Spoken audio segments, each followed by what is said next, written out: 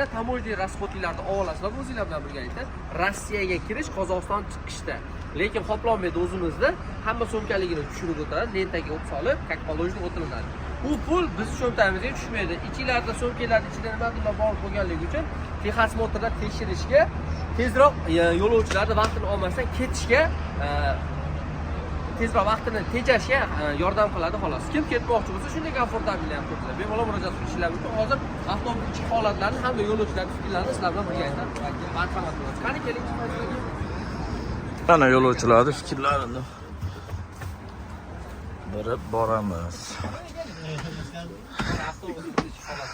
Avtobusimizda 51 yo'lovchiga moslashgan bo'lib, avtobuslarning har bir tepasida mana yoritgichlar bor, har bir yo'lovchining tepasida.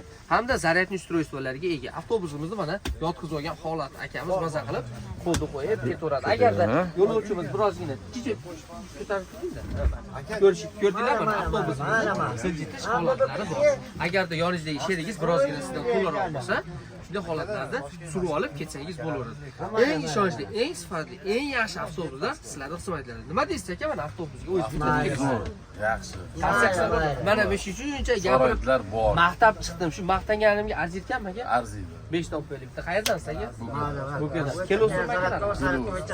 Assalomu alaykum aka, sizdan ham 500 olaylik. Nima deysiz aka, mana shu avtobusga mana yo'lovchi sifatida mana o'zingiz fikringizni aytsangiz avtobuslari yaxshi. Tavsiya qilsa bo'laveradi. Как положено. Mana bizni efirda kuzatadigan akalarimiz nima deysiz aka siz? Tavsiya qilsa bo'laveradi. Efirda tinmasdan yozadigan akamiz nima deysiz? Yana 5 topib berdik. Yaxshimi aka? Mana sizni efirda ko'rdingiz, jonli, mana jonli hayotda ham ko'rdingiz. Aytilgan narsa bor ekanmi aka? Ziyoti bilan.